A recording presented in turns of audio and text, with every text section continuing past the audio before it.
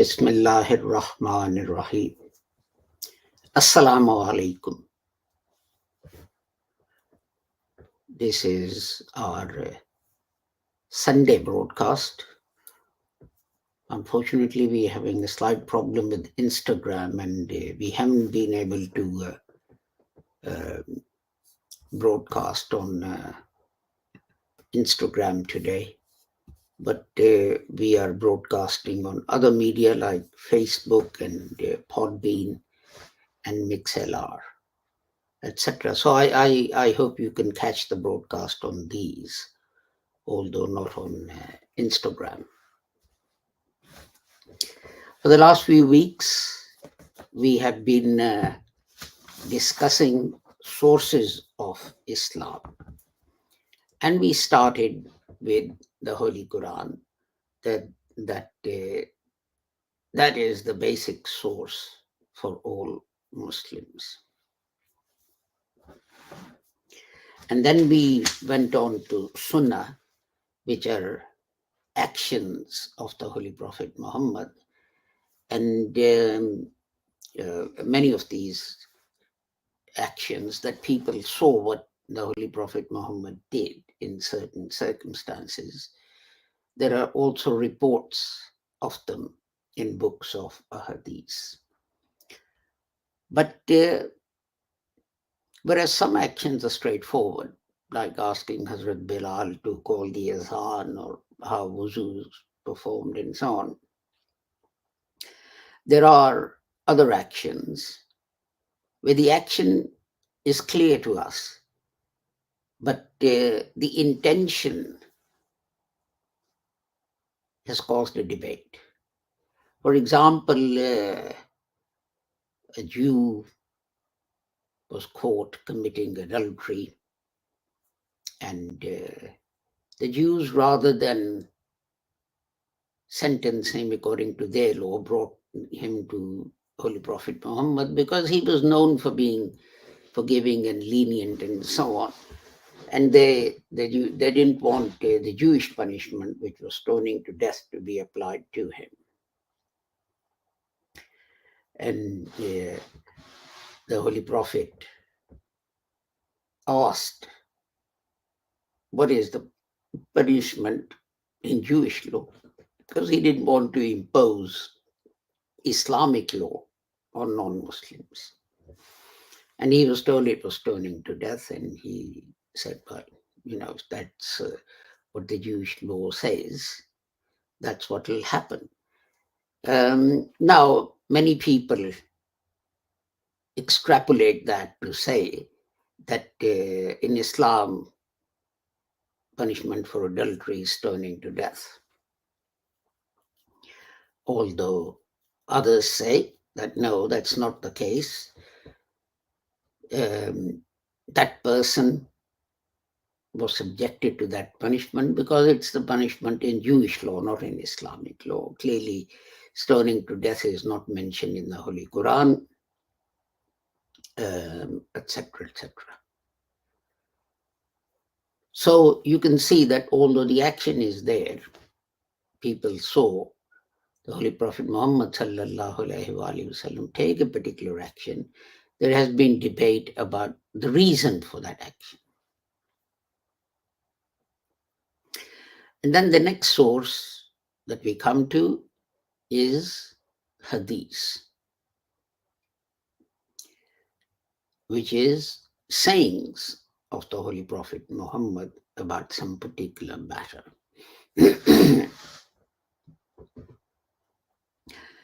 Now, you can see that if actions have caused debate about how to follow them in given instances, then the text of sayings has caused even more debate. Now, you see, some people say that we shouldn't have any recourse to hadith or what the Holy Prophet Muhammad said, because the Holy Prophet said, don't write down what I say. Can you see how illogical that is? That these people are actually taking a saying of the Holy Prophet Muhammad, don't write down what I say, to prove the fact that we shouldn't be writing down and acting according to what the Holy Prophet Muhammad said. But you're using a saying to justify yourself. So how can that be right?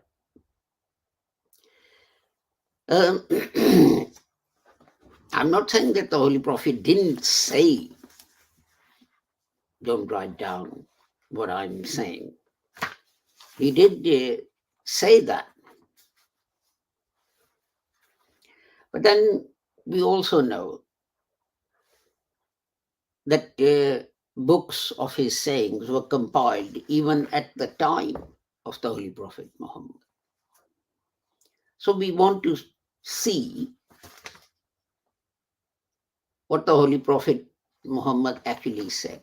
I mean, for example, it is said that Hazrat Abdullah bin Umar bin al-As used to write down whatever he heard from the Holy Prophet Muhammad, and there were 1,500 hadiths in that. And again, Hazrat Abu Huraira Razillah Ta'ala used to say that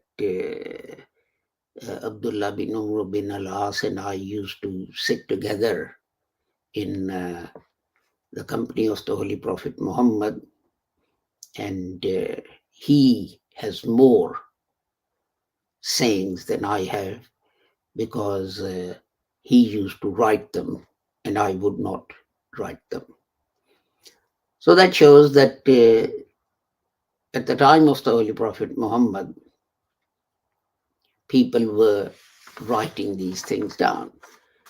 But there is authentic hadith where the Holy Prophet said, don't write down what I say. Now we have to see that if this hadith is correct, let alone the logical contradiction, what it means. One reason could be that there were few people in Arabia who could read and write, and some of them embraced Islam. We know some prominent opponents of the Holy Prophet Muhammad could read and write. Now, the Holy Prophet was being extra cautious, because if a person who could read and write, wrote both divine revelation and what the Holy Prophet Muhammad said, in future there could be confusion about what he wrote, which was divine revelation, and what was the Holy Prophet what was the words of what were the words of the Holy Prophet Muhammad. So that could be one reason why the Holy Prophet discouraged this practice. There is one thing that is certain, and that is that the Holy Prophet forbade the writers of divine revelation from writing anything else. Because, as I said, there was this possibility of confusion in the future. Another reason that explains why the Holy Prophet Muhammad said that if someone has written anything other than the Holy Quran, then they should rub it out, is that when a divine revelation would come,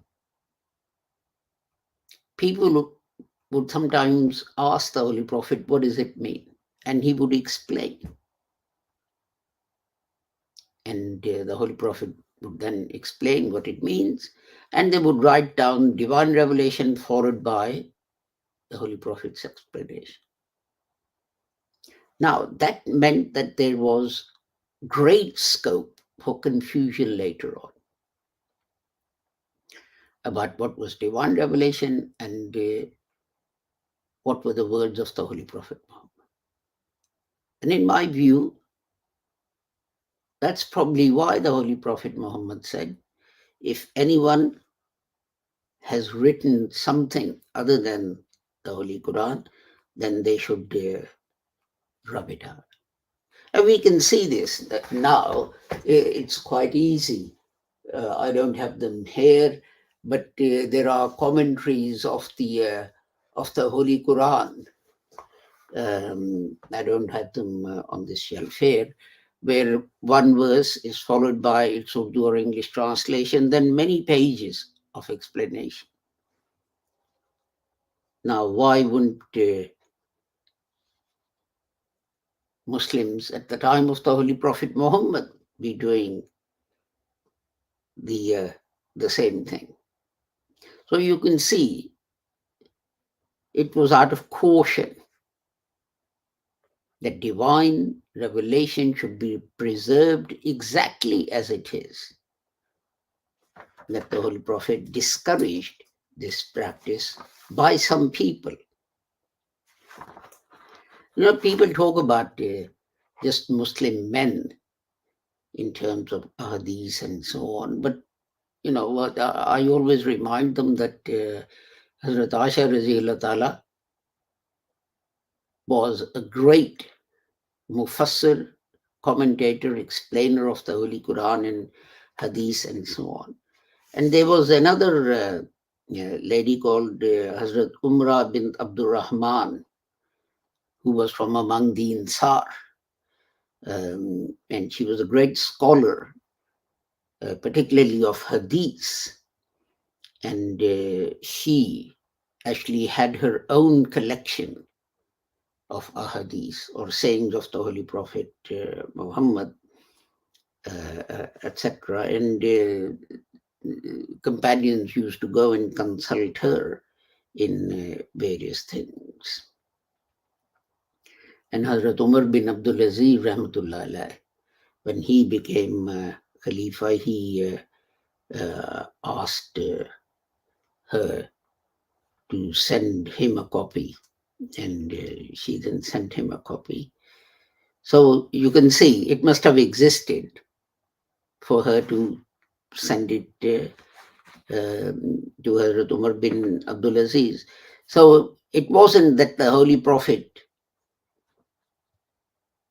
gave a blanket ban on writing hadith, but there were certain people and there were certain instances in which, to preserve the sanctity of the divine revelation, the Holy Prophet Muhammad told people to exercise caution. And we've seen this, that I mean, it must have been before the Holy Prophet Muhammad sallallahu alaihi wasallam, but it happened to divine revelation to other people, how it had become mixed up with the Prophet's words and opinions, and even those companions who were close to a prophet. So I would suggest that although the Holy Prophet um, uh, said exercise caution, he only forbade certain people in certain instances from writing down what he said. And the example I gave, that if a divine revelation came and immediately, I mean, the Ayat Khatmun Nabiyyin is an obvious example. When he was asked to explain what it meant, and he said, La Nabi Abadi, there is no prophet after me. Now, if someone has this thing on one page, then 50 years, 60 years later, the topic is the same, the context is the same. So people could have misunderstood it to mean that La Nabi Abadi is also a verse of the Holy Quran. So let's get to Hadith. Okay. Each Hadith is broken into two parts. One part is the narrators, and the other part is the text or the rawayat. And people, compilers of the hadith, were extremely cautious. But at the same time, they were human beings.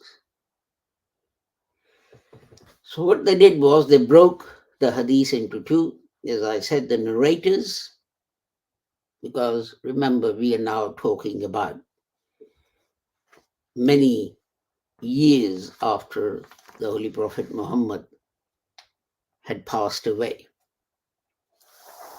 So the compilers set up certain conditions that the narrators had to meet. For example, a narrator had to be a Muslim. And you would say, well, why is that? The reason is obvious. Non-Muslims would try and use this to create controversy amongst the Muslims and so on. So it had to be a Muslim. And then there were other conditions, such as that he must be known to be truthful and honest. And then another condition is that he must abide by the religious and moral values. For example, maybe on the odd occasion he might, for example, miss the prayer or whatever, but not as a matter of habit. And so he must abide by rules of Islam, rituals of Islam, and morals of Islam. And then he should be a sensible person with common sense and understanding. There can be many people who are very pious, very righteous, but their understanding is not so good. And as we saw the example I gave with the Sunnah, that there are problems now when people say, well, the Holy Prophet did do this, but the question is why? He had these people executed, but was it because they left Islam, or was it because they murdered Muslims? So if a person of weak understanding or poor understanding um, relates something, it may be that he has misunderstood it. I forget the hadith now, but there was some hadith, and Hazrat Abu Huraira Raziullah Ta'ala gave its meaning. And people went and asked Hazrat Aisha, and Hazrat Aisha said, may Allah have mercy on Abu Huraira, that when the Holy Prophet Muhammad said this, what he meant was, and then she explained what the Holy Prophet meant. So the first thing the compilers did was they checked the narrators. If A said to B, well, did A and B meet? The logical things.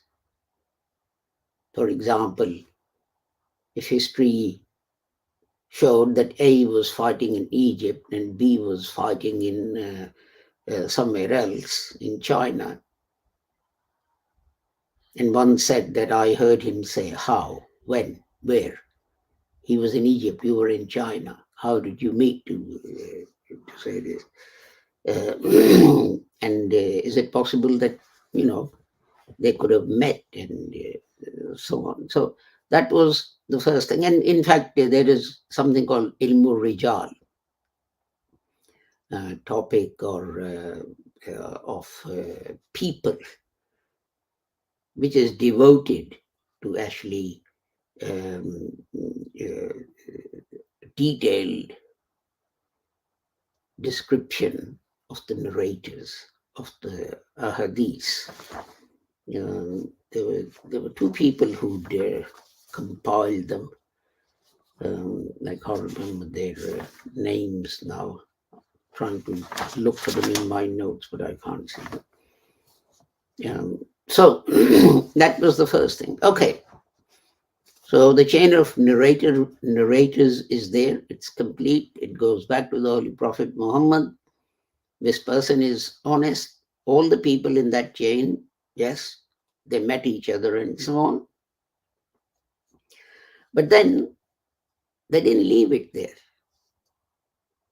The compilers of hadith also looked at the saying itself. What was being claimed that the Holy Prophet Muhammad said? And of course, one thing was that, as I said, there should be a continuing chain of narrators, etc. But even if that is there, the text itself, certain conditions were laid down for the text to be true. It must not be against nature. If there's a chain of narrators and someone says that the Holy Prophet said that the sun comes out in the middle of the night, and that is clearly against nature. And whatever other technical correctness there may be, it cannot be taken to be correct. Because clearly the sun doesn't come out in the middle of the night. Again, another condition, that it mustn't contradict the Holy Quran. And this is what we see, that some hadiths which are taken to be correct actually contradict the Holy Quran, the way they're understood. Maybe the Holy Prophet had something else in mind, or some word has been missed out. or whatever. For example, there is no punishment of apostasy in Islam. And yet we find in a hadith and so on that, anyone who leaves Islam should be executed. Well, it's not in the Holy Quran. The Holy Quran clearly says in the morning they say they're Muslims, and in the afternoon they say they're not Muslims, and in the morning they say they're Muslims, and so on. They're just hypocrites.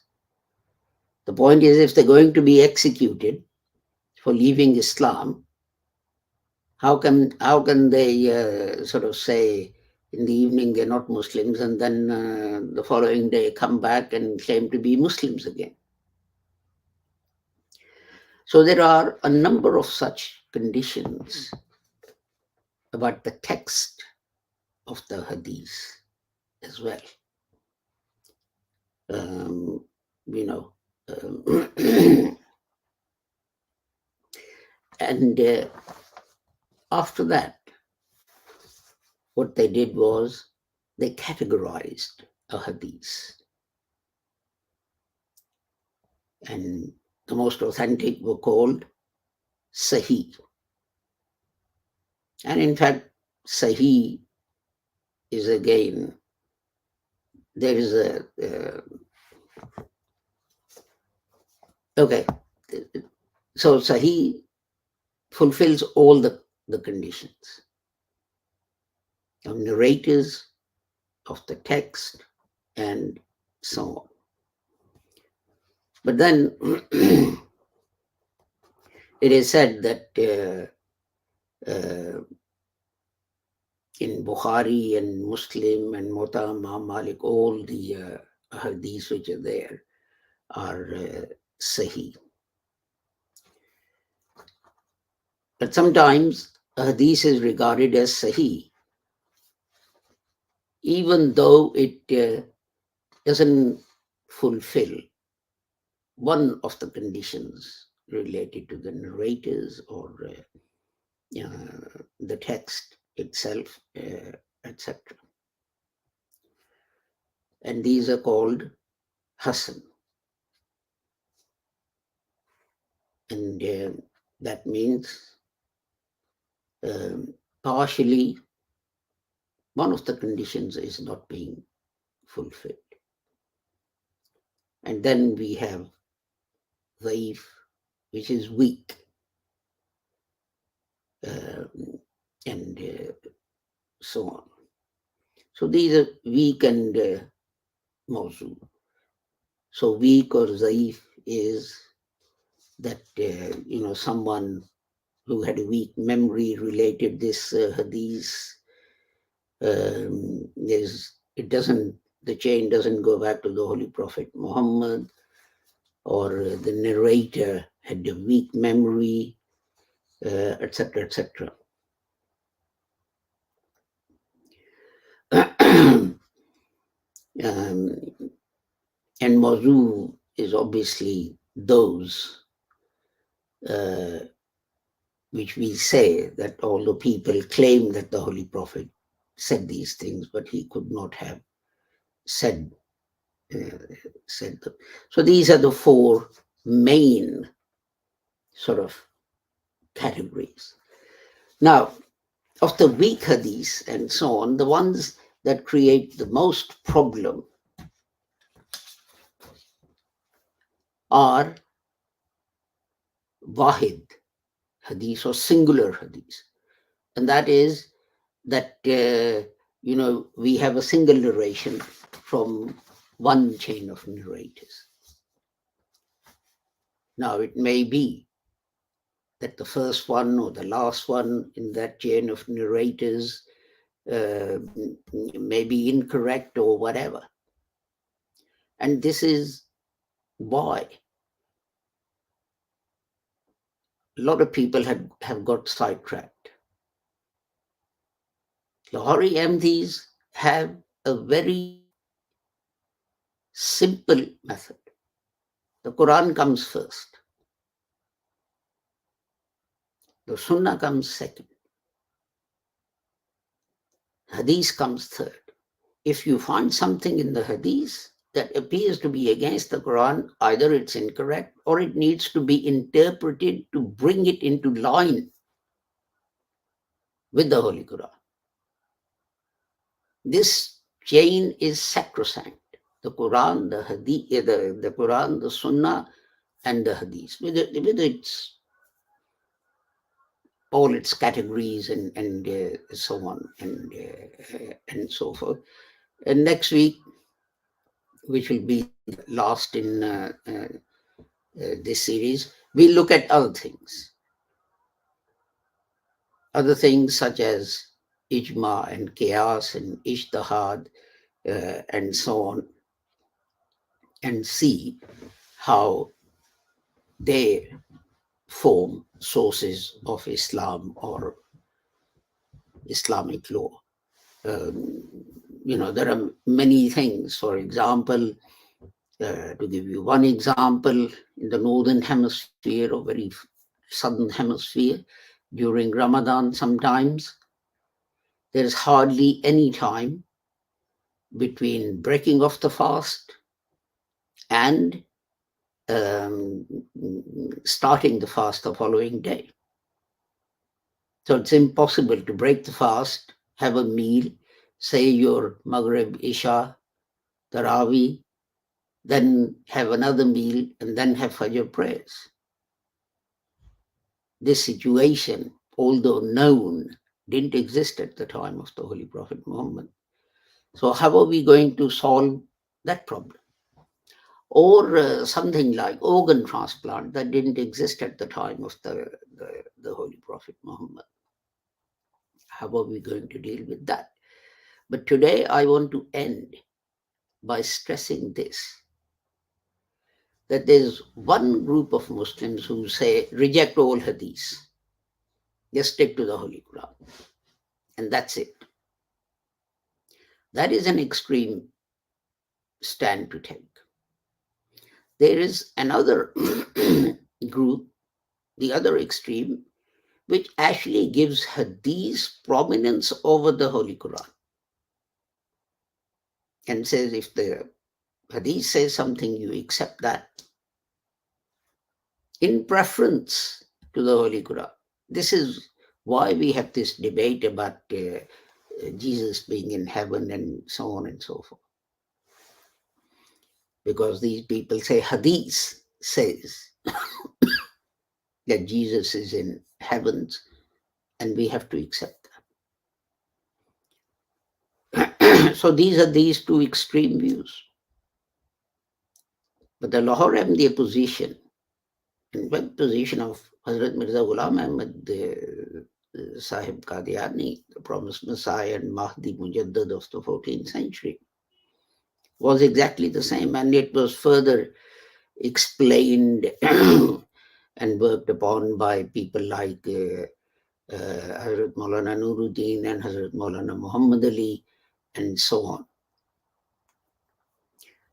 But in essence, I repeat this because I think it's very, very important and Muslims miss this. First comes the Holy Quran. The Quran says, the Quran doesn't give any punishment for apostasy. That's the end of the story. The Quran says, La ikraha fi din, there's no compulsion in religion. That's the end of the story. The Quran says other verses. Oh, you who disagree with me, I can't convince you. You can't convince me. So you live the way you want to, I'll live the way I want to. That's simple. If in Sunnah there are any instances when people were executed and so on, then they need to be explained, interpreted in the light of the Holy Quran, not the other way around. Not the other way around. And then the third rung is hadith. And then within hadith, as I said, there are Sahih, there are Hasan, there are mawzu, there are zaif, and so on and so forth. Uh, but again, a hadith cannot contradict Sunnah or the Holy Quran. This is a downward ladder with the Holy Quran on the top. And then right at the bottom, you have other things like ijma and qiyas and ijtihad, which we will deal with next week, inshallah. With the prayer that whoever you are and wherever you may be, may Allah keep the whole of humanity safe and sound and free from harm. I take my leave of you. Assalamu alaikum, Khuda Hafiz, and goodbye.